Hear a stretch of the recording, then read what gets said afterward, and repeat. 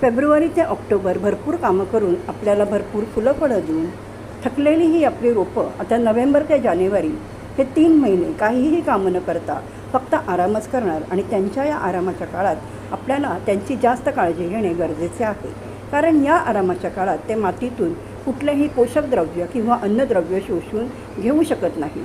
या आरामाच्या काळात एक गोष्ट आपण कायम लक्षात ठेवणे अत्यंत गरजेचे आहे, ते म्हणजे या काळात आपल्या रोपांचा सर्वात महत्त्वाचा शत्रू म्हणजे पाणी आणि त्यामुळे पाण्याचे व्यवस्थित नियोजन करूनच पाणी देणे गरजेचे आहे.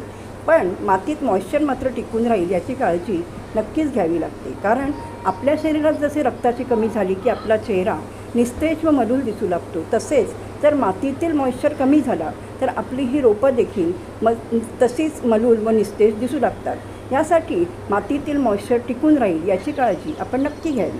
पण अतिरिक्त पाणी मात्र रोपांना देऊ नये. रोपांना या काळात कुठलेही कंपोस्ट खतही देऊ नये, कारण या निद्रावस्थेत रोप कुठलेही अन्नद्रव्य शोषून घेत नाही.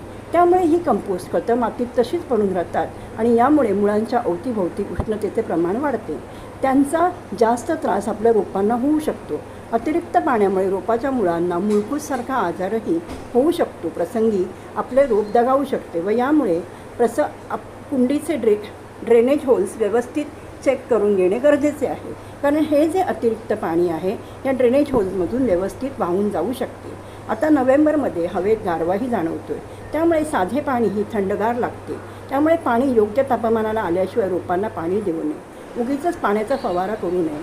आठवड्यातून 2दा घरगुती कीटकनाशकांचा फवारा जरूर करावा.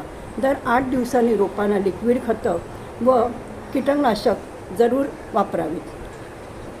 अशा प्रकारे रोपांची काळजी घेतली तर फेब्रुवारीपासून पुन्हाही आपली रोपं खूप छानपणे बहरू लागतात.